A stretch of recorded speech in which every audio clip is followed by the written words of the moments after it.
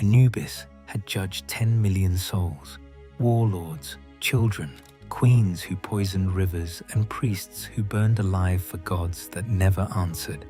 Not once in 10,000 years did his hand tremble on the scales. Not once did his voice falter when he spoke the verdict, until tonight.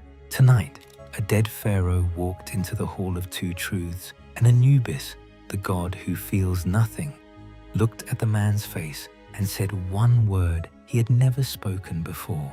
No, at least that is what the oldest legends tell.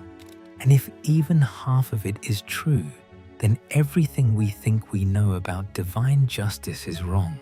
This is a tale of fiction, a legend born from the mythology of ancient Egypt, not history, not fact, but legends, as the old priests used to say, are just truths wearing masks.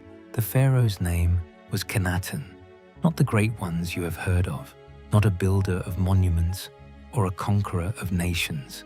Akhenaten ruled a small stretch of the Upper Nile for 31 years, and in those 31 years, he did something almost unheard of for a man on a golden throne.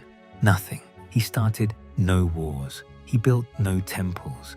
He taxed lightly and judged fairly, and when the priests demanded he expand the empire southward, he said the land belongs to whoever is standing on it.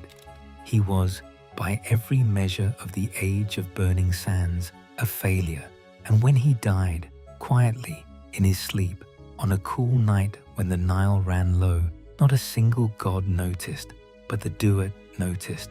It always does. His Ka, his soul self, woke in the sand, not the warm sand of the living world, but the cold grey sand of the space between. He stood and saw, far ahead, a light so golden, it made the sun look dim, the Hall of Two Truths, the place where every soul walks to be weighed. He walked for what felt like years. Maybe it was. Time does not behave in the spaces between life and death, but eventually, the sand turned to marble, the sky turned to gold, and he stood at the entrance of the most beautiful structure ever conceived by any mind, mortal or divine. 42 gods sat as witnesses along the walls. Thoth stood to the side, Ibis head tilted, reed pen already scratching across papyrus, recording what had not yet happened. And behind the scales, Anubis waited. He always waited. That was his purpose. That was all he was. Akhenaten approached. He did not beg. He did not weep. He simply walked forward and stood before the god of the dead and waited in return. And Anubis looked at him, truly looked, and something broke, not visibly. Gods do not crack like mortals do, but Thoth noticed. Thoth always notices. The pen stopped. The ibis head turned, because in 10,000 years of recording judgments, Thoth had never seen Anubis hesitate. Something is wrong. The scales waited for the heart. Anubis was supposed to take it, place it opposite the feather of Ma'at, and speak the truth of the man's life. But he did not reach for the heart. He stood there, looking at the face of a dead pharaoh who had done nothing remarkable in 31 years on a throne. And then he spoke, not to Akhenaten, to no one, to the hall itself. I cannot judge this man. The hall shook, not from anger, from confusion. The system that held the afterlife together relied on one absolute truth. Anubis judges. Anubis always judges. There is no alternative. There is no appeal. There is no refusal. And yet, Thoth stepped forward. His voice was calm, the way a knife is calm. You must speak the reason. Anubis said nothing for a long time, and then he raised one hand and pointed at the pharaoh's face. I know this face. I knew it 1,000 years before this man was born. And this is where the legend turns, because Anubis does not forget. He cannot. Every face that has ever passed through his hall is etched into him like hieroglyphs into stone. And the face of Akhenaten was the face of a young priest named Sauron, who had served Anubis faithfully in a temple on the western bank of Thebes 1,000 years before Akhenaten drew his first breath.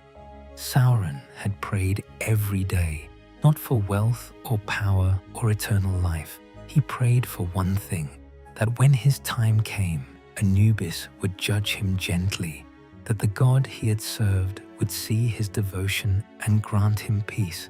And Anubis had heard. Gods always hear the ones who truly believe. But when Sauron died, it was during a plague. Thousands died that week. The Hall of Two Truths was flooded with souls, and Anubis judged them the way he judged everything, without pause, without memory, without mercy. Sauron's heart was weighed. It was found wanting by a fraction, a sliver, the weight of a single unkind thought spoken to a child when he was 12 years old.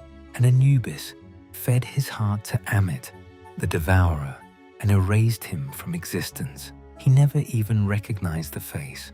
1,000 years later, the same soul returned, because souls do return in the age of burning sands. They cycle through the river and the reeds and the sky, and they come back wearing new skin, but carrying the same light. And this time, the soul of Sauron had lived an entire life without cruelty, 31 years of quiet kindness on a throne that demanded violence, and Anubis recognized him. Not the face, the light. Thoth stepped closer. The pen was ready. The hall demanded an answer. You broke no law, Anubis. The judgment was correct. The scales do not lie. Anubis looked at Thoth, and for the first time in recorded divine history, he said something that made the god of wisdom flinch. The scales do not lie, but they do not forgive either, and neither did I. The heart balanced perfectly, as if the universe itself had spent 1,000 years correcting what Anubis had broken. Akhenaten passed into the field of reeds, into peace, into the paradise that Sauron had been denied, and Anubis returned to his post. The next soul was already waiting. He judged it without hesitation. But Thoth, who records everything, wrote one additional line in the margins of that night's ledger, a line that was never meant to be read. Even the judge has a judgment day.